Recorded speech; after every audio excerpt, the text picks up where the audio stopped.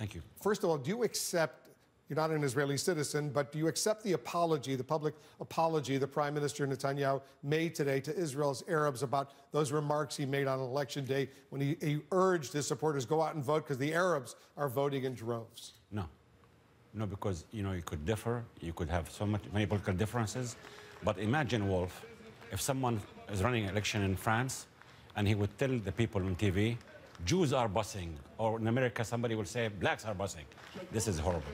This is horrible. But now he's apologized. I think it's up to the 1.6 million Israeli Arabs to say their words. I think this is about education, this is about a culture, and this was very, very, very wrong. When the Prime Minister said the day or two after the election, his policy hasn't changed, he still supports a two-state solution, two states, Israel living alongside a new state of Palestine. Do you accept that? No. Same thing, Wolf. Prime Minister Netanyahu, we engaged him, gave him so many chances. I don't believe there has been anyone more sincere to the peace process more than President Obama and John Kerry. I think these two gentlemen have invested everything humanly possible to allow us and the Israelis to achieve an agreement. And he will tell everyone, Bibi Netanyahu will stand and say, Wolf, I will do it, I will make it.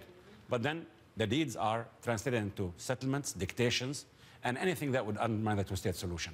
Now Mr. Netanyahu needs to put his money where his mouth is now. If he's really serious about the two-state solution, he needs to stop settlement activities. He needs to say to his people that we must recognize the state of Palestine on the 1967 lines to live side by side the state of Palestine. I listened to Dennis McDonough. You were there at J Street yourself earlier today. This is what he also said today. I'll play a clip. This is the White House Chief of Staff. No nation has done more to stand with Israel in the world, including at the United Nations, than the United States.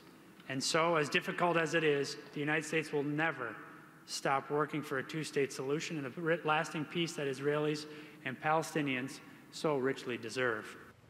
You agree with him on that. You want a two-state solution. I know you're meeting with officials from the White House and the State Department. How do you revive this peace process now in the aftermath of Netanyahu's re-election?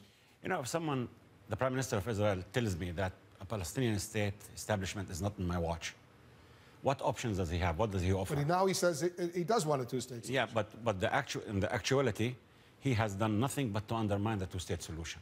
He has increased settlement activities since 2009 till now by 40%, more than any time before. But you know, he blames the Palestinian Authority, the PLO, for forging this alliance with Hamas in Gaza, which even the State Department considers a terrorist organization committed to Israel's destruction. Wolf, you know that we have a national and consensus government, yes, formed with agreement with Hamas, but the political program of the government is two states.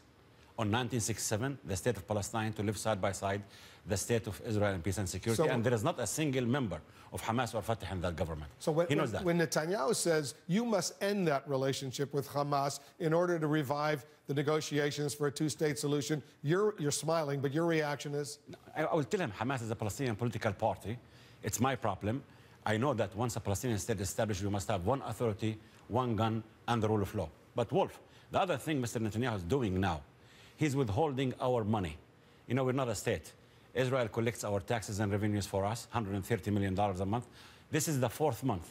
They don't transfer our money. They're pirating our money. Our hospitals are about to collapse. We're not paying salaries. And then, if Mr. Netanyahu is seeking the end of the Palestinian Authority, we may soon call upon him to assume his responsibility as the occupying power. They say you must first break your ties with Hamas. Hamas is a Palestinian political party. He has to tell me that once we have a Palestinian state, we're going to have one authority, one gun, and the rule of law. And then when I differ with Hamas, I'm telling Hamas, we resort to ballots and not bullets.